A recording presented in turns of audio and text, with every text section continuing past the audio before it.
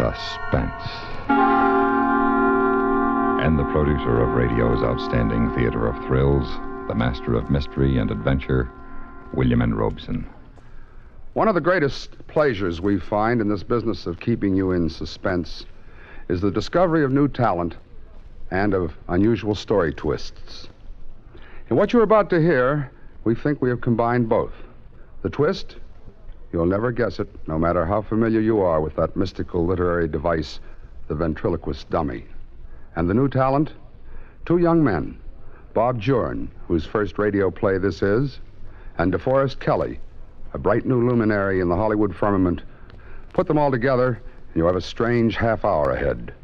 Listen then, as DeForest Kelley stars in Flesh Peddler, which begins in exactly 1 minute. It took mighty men to conquer mighty America, and the men set before themselves even mightier heroes, some real, some not. For instance, there was the legendary keelboatman, Mike Fink. Let Mike tell you about himself. I'm a salt river roarer. I'm a ring-tailed squealer. I'm a regular screamer from the old Mississippi. Whoop!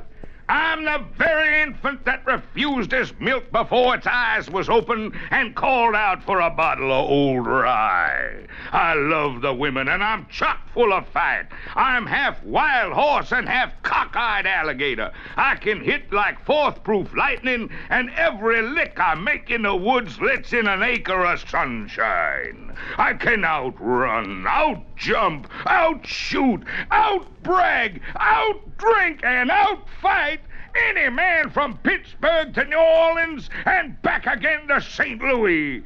Come on, you flatters, you bodgers, you milk-white mechanics, and see how tough I am to jaw. I ain't had a fight for 2 days, and I'm spiling for exercise. Cock-a-doodle-doo! Folklore belongs to every nation's legendary past, and I guess we Americans have our share of some tall ones. And now, Mr. DeForest Kelley in Flesh Peddler, a tale well calculated to keep you in suspense. I'm an agent, a booking agent. Flesh peddlers, we are sometimes unkindly called. But I don't peddle flesh. I sell talent. Singers, musicians, nightclub acts. And I'm pretty good at it. I've got an instinct for talent. When I find a new act that's really got it, I go after it until it's mine. Only the ventriloquist team of Wilson and Oliver, I wish I'd never heard of them. Then I could sleep better nights.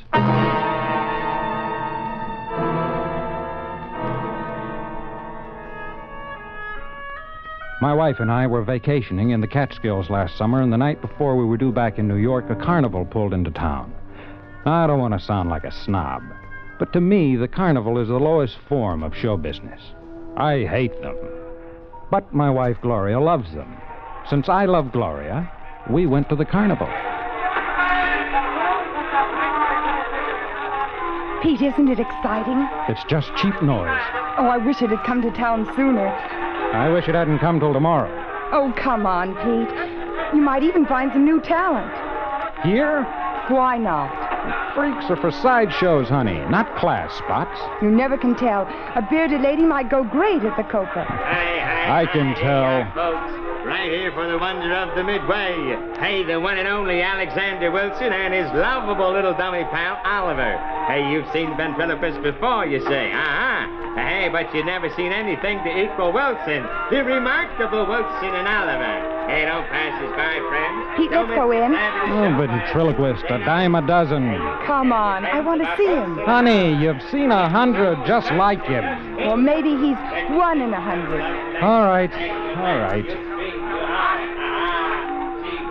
We pushed through into the small tent and took our places on the hard, uncomfortable benches.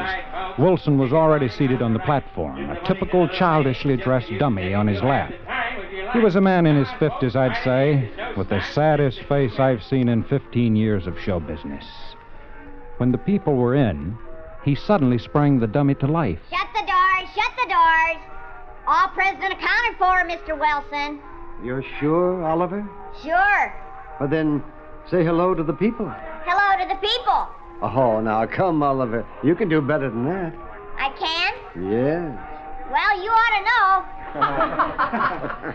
know. The routine was awful, dull, time-worn. But for some reason, this Wilson fascinated me. He had a talent, all right. His handling of the dummy was amazingly accurate. As the act went on, I began to think that Wilson was even better than the Barker said he was, and he was going over with the house. Wilson had Oliver sing while he himself smoked a cigarette. After a few more gag routines and a couple of neat tricks, the performance was over, and I knew I had to sign the act.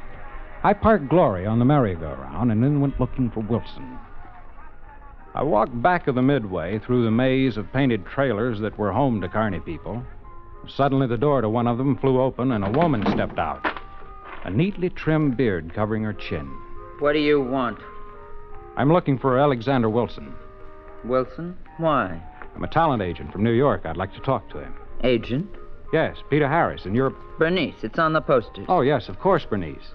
What do you want with Alexander Wilson? I told you Who is it, Bernice? Talent agent. Never mind. Go back in. Agent? I'm looking for Mr. Wilson. Well, I'm Arthur. You caught my knife act? You know, I could pin a fly to a penny of 40 Quiet. feet. Don't mind him, flesh peddler. Go away. Go home. Agents are no good for us. Leave Wilson alone. And you know, like I could put out a candle flame with a penknife at 30 feet, Agent Man. Arthur? And Go back in. maybe he could sell my act. Go in. All right. Wilson's in trailer 17, Agent Man. Hey, if you ever need a good Shut up, knife Arthur. thrower- Shut up. Get in there. Forget what he said. Arthur is... well, he isn't quite bright. You know what I mean? Yeah. What's so wrong about seeing Wilson? There are plenty acts like his. You don't need him. Well, you've got my curiosity going now, Bernice. I hadn't intended that.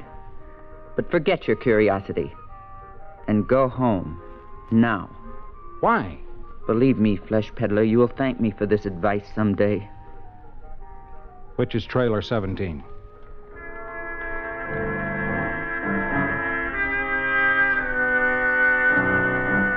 I couldn't see why Bernice was so huffy. It was none of her business anyway.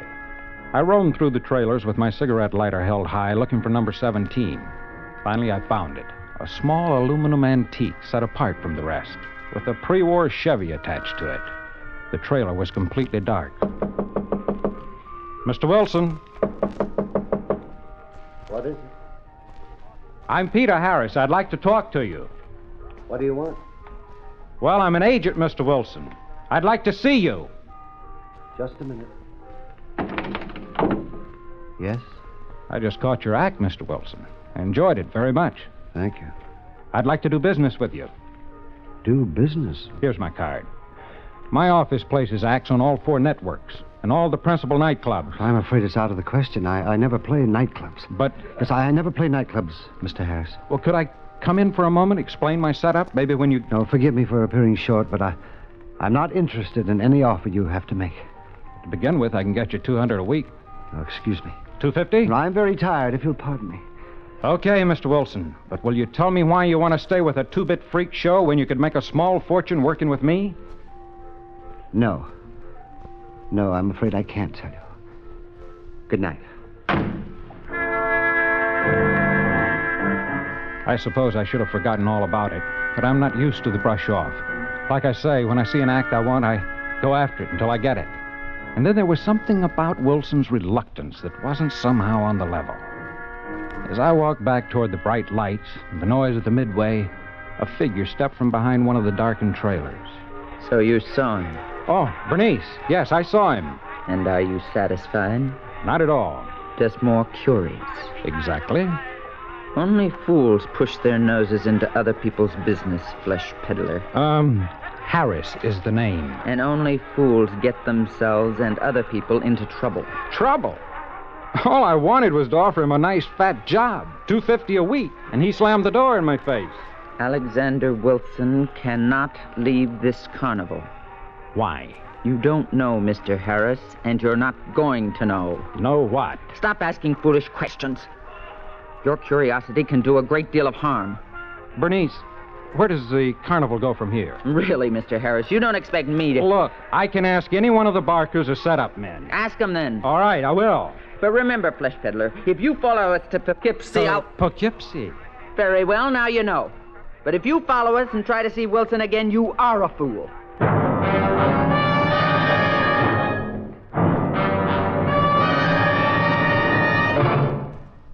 In just a moment, we continue with Suspense. One of the more colorful lumberjacks of the Midwest was a lad named Whiskey Jack, sort of fellow who could single-handed lick an entire logging crew or swim one of the Great Lakes with one hand tied behind his back. But as in all heroes' lives, there came a tender moment. As legend recalls, Whiskey Jack was not much for learning, certainly couldn't write his name. It was always the big X that he made on any slip of paper. Then one day he came in quiet-like, a little subdued, and when they gave him his pay envelope, he signed for it with great deliberation. The clerk looked, stopped, and called out, "Hey, Jack, why the 2 X's?" Whiskey Jack replied, "Why, son, I have just met me a lovely young lady in the next river town, and we was hitched, so I thought it only proper and fitting that a married man should change his name." Folklore belongs to every nation's legendary past, and I guess we Americans have some good ones. And now, we continue with the second act of Flesh Peddler, starring Mr. DeForest Kelley. A tale well calculated to keep you in suspense.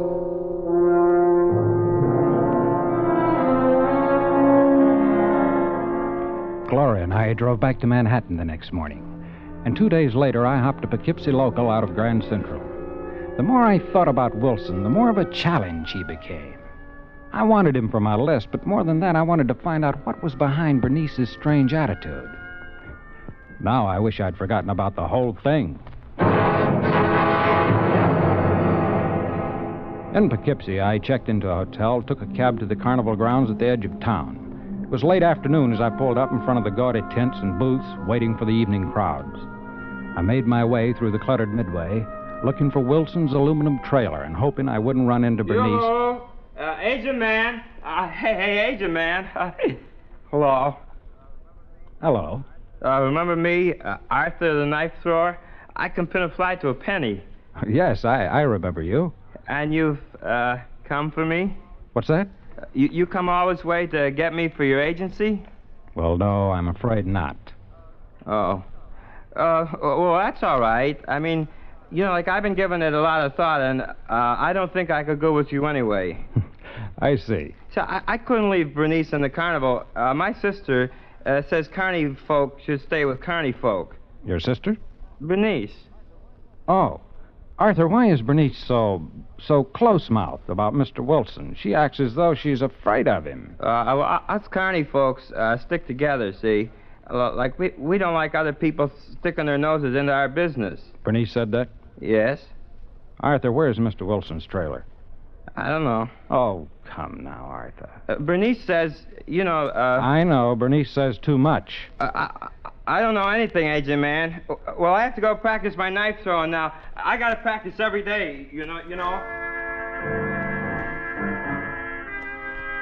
Well, it was clear Bernice had given Arthur his instructions, and no thanks to him, I finally found Wilson's trailer set off from the rest. Mr. Wilson? Mr. Wilson! The door to the trailer was unlocked, and it swung open at my knock. Wilson obviously wasn't there, but I didn't think he'd mind if I went in and waited. The inside of the trailer was dim and musty. I left the door open to let in what little sunlight the day had left and sat in the lone chair in front of the makeup table. I was just about to reach for a cigarette when I had the feeling that I wasn't alone. I turned slowly in the chair, and the back of my neck began to crawl. There on a shabby army cot was Wilson's dummy, propped up against the wall. The steady, unchanging expression of its face with the staring eyes and painted smile grinned back at me. It was weird and uncomfortable to be so close to this lifeless thing. unmoving, wooden, that seemed so real and alive on the platform in the tent. I tried to ignore it, but I couldn't. I looked away, but I could still feel it there, grinning at me in the early evening dimness. When I could stand it no longer, I got up and walked out of the trailer and bumped right into Bernice. What did I tell you, flesh peddler? Bernice, What were you doing in there? Waiting for Wilson. What did I tell you? Now look, Bernice, I don't like you or anyone else telling me what I can or can't do. I want to see Wilson again. I'm waiting here. Come with me, please. I must talk to you privately in my trailer.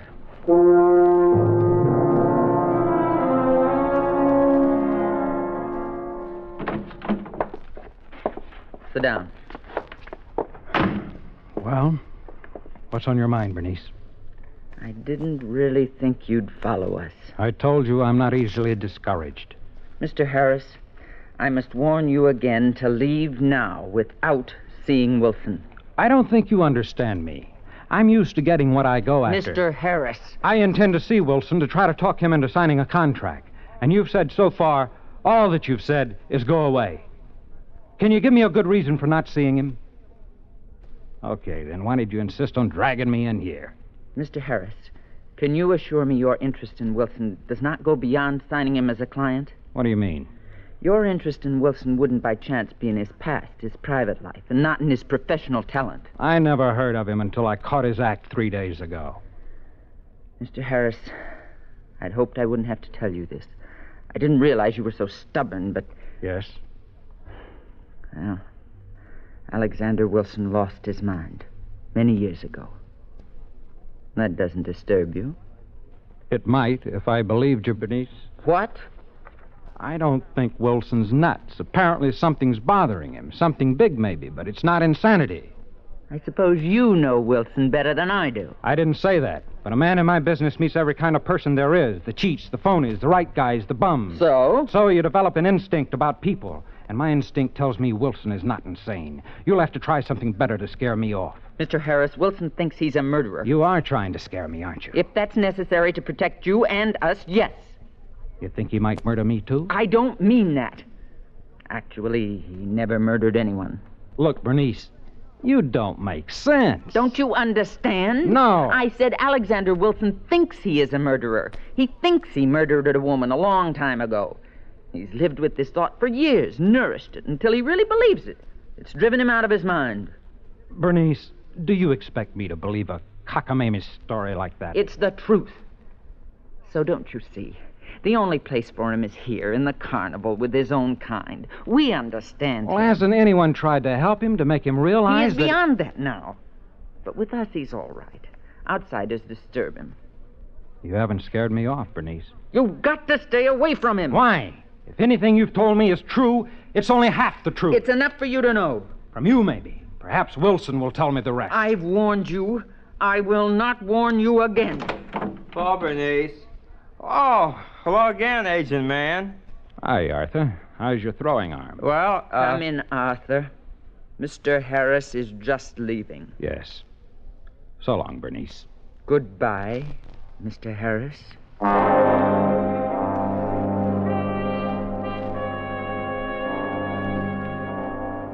When the trailer door closed behind me, I guessed Bernice would start talking her fury out on Arthur.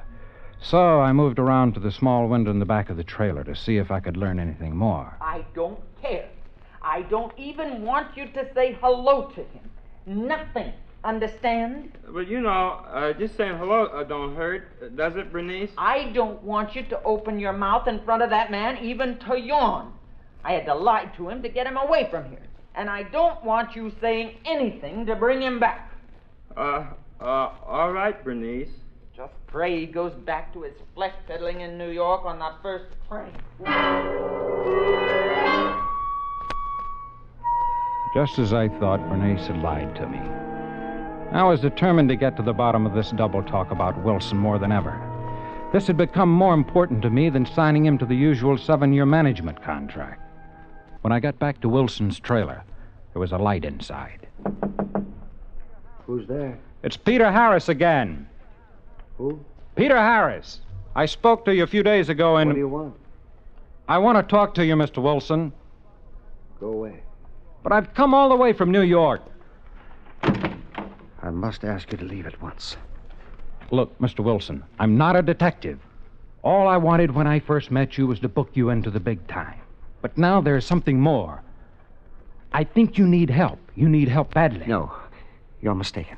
Can I come in and talk to you? Oh, good heavens, no. Well, how about having a drink with me before the show? You look like you could use one. Please, leave me alone. Wilson, don't you see what these people are doing to you? For some reason, you're a haunted man, and this carnival is the worst place in the world for you. Leave me now. Leave me, please. These people are all the help I need. Leave me alone. I'll be at the hotel overnight. If you change your mind, Wilson, call me.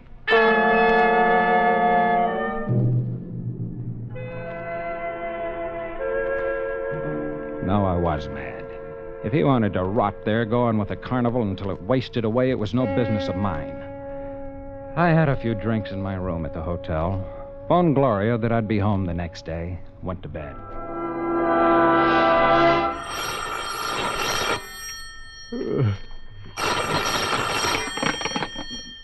Yes? Mr. Harris? Wilson. Can you meet me right away? Right away? What time is it? Well, I don't know. It's after midnight. It's 1:30. Well, Please. I must talk to you. Can you meet me? Sure. Okay, where are you calling from? An all-night drugstore. Well, where is it? Wait, no. Not here. Meet me at my trailer. Okay. And please, hurry.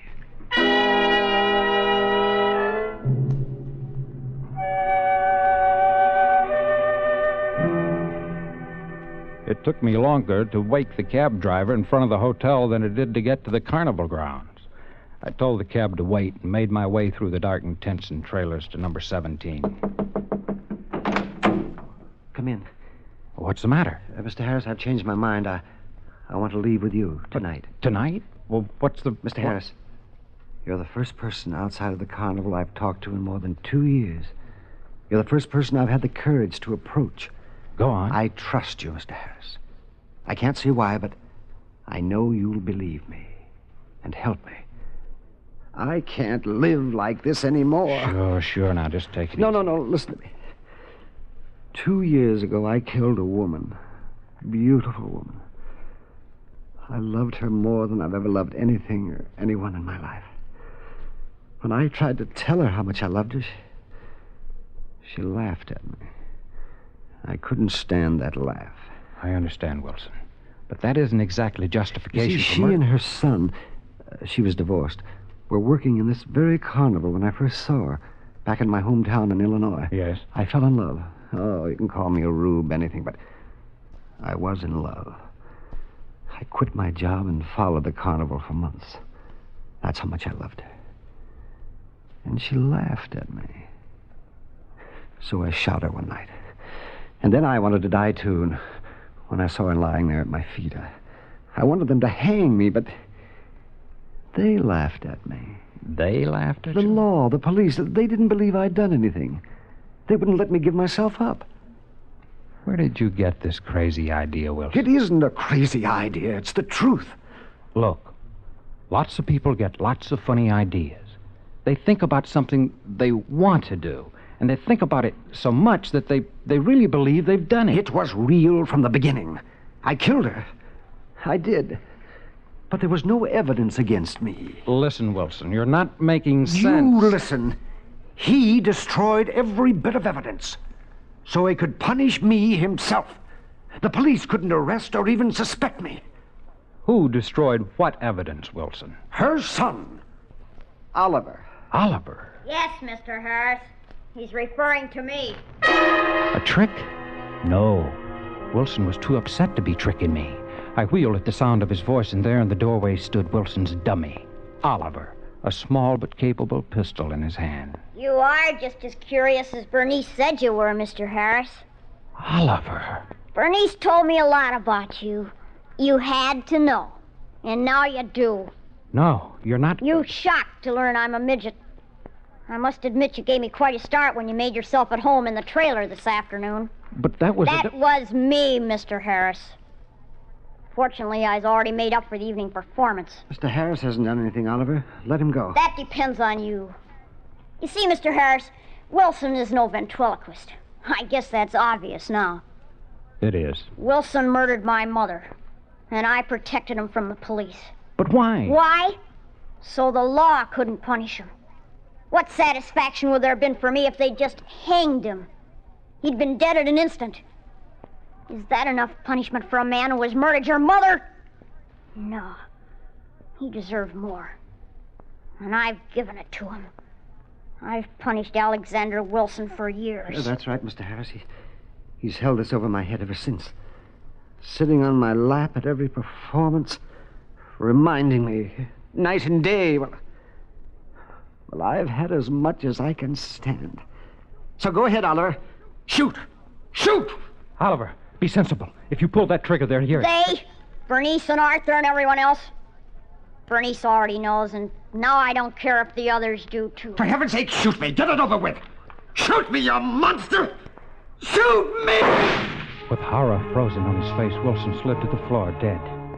Then Oliver turned on me, the pupils of his eyes tiny with madness and his frail little body trembling. I'm afraid this is one act you can't book, Mr. Harris. Oliver. You wanted to know everything. Oliver, now wait. I'm really sorry for your sake. He asked me to let you go, but under the circumstances. No. I'm sorry, Mr. Harris. It flashed by my head and landed quivering in Oliver's chest, a long, gleaming knife blade. And there was Arthur in the doorway of the trailer with Bernice, his face like stone, watching Oliver crumple the little distance to the floor. Slowly, the faces of the others appeared in the doorway, silent. The terror I was holding back was a physical pain. I walked to the door and stood looking down at the little body lying awkwardly like a dummy now. A lifeless thing, unmoving, staring, even with the traces of a painted smile grinning up at me. This couldn't have gone on any longer, I suppose. The police will come now, and at last there'll be an end to it. Go home, Flesh Peddler, and forget all about us. I went home, but I haven't forgotten, and I'm afraid I never will.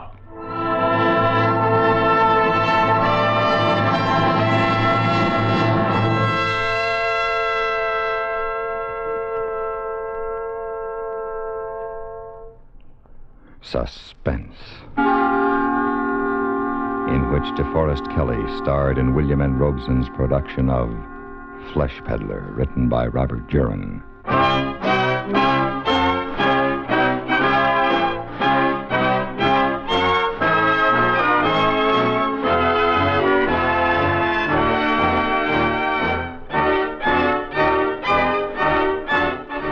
Suspense has been brought to you through the worldwide facilities of the United States Armed Forces Radio and Television Service.